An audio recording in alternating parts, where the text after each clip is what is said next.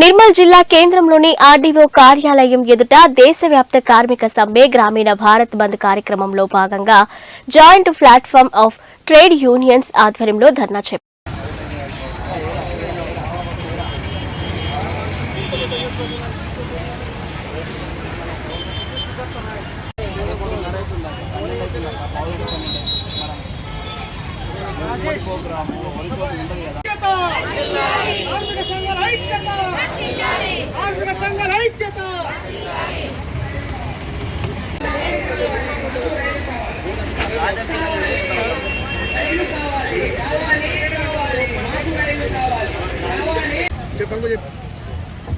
మిత్రులారా, కేంద్ర ప్రభుత్వం అధికారంలోకి వచ్చి 10 సంవత్సరాలు అయినప్పటికీ కార్మికులకు ఇచ్చినటువంటి వాగ్దానాలు నెరవేర్చకపోగా కనీస వేతనాలు అమలు చేయలేదు.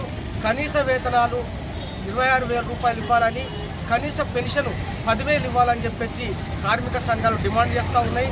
అలాగే రైతు సంఘాలు, కార్మిక సంఘాల ఆధ్వర్యంలో ఒక ఫోరం ఏర్పడి ఇవాళ రైతులకు కూడా కనీస మద్దతు ధర ఇవ్వాలని చెప్పేసి ఎస్కేఎం పిలుపులో భాగంగా ఇవాళ రైతులపై పెట్టినటువంటి కేసులు ఎత్తివేయాలని చెప్పేసి ఈ సందర్భంగా డిమాండ్ చేస్తున్నాము.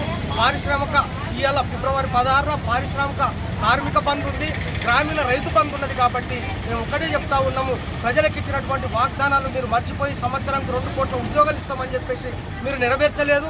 అలాగే అత్యధిక ఆయాగా అని చెప్పేసి మీరు చెప్పి ఇవాళ మా సంపదంతా దోసి కార్మికుల శ్రమను దోచి కార్పొరేట్ శక్తులకు అప్పచెప్తా ఉన్నారు. 44 చట్టాలను 4 కోడ్లుగా మార్చి ఇవాళ యాజమాన్యాలకు అనుకూలంగా వ్యవహరిస్తూ ఉన్నారు. ఆ చట్టాలను రద్దు చేయాలని చెప్పేసి ఎన్నో పోరాటాలు త్యాగాలతో కూడుకున్నటువంటి చట్టాలను కేవలము మీరు రద్దు చేయాలని చెప్పేసి మేము ఈ సందర్భంగా డిమాండ్ చేస్తున్నాము. కార్పొరేట్లకు, సంస్థకు మీరు దాసోహం చేసినట్టుంటే భవిష్యత్తులో మీరు తగిన మూల్యం చెల్లించుకోవాల్సినటువంటి అవసరం ఉంటుందని చెప్పేసి మేము ఈ సందర్భంగా చెప్తా ఉన్నాము.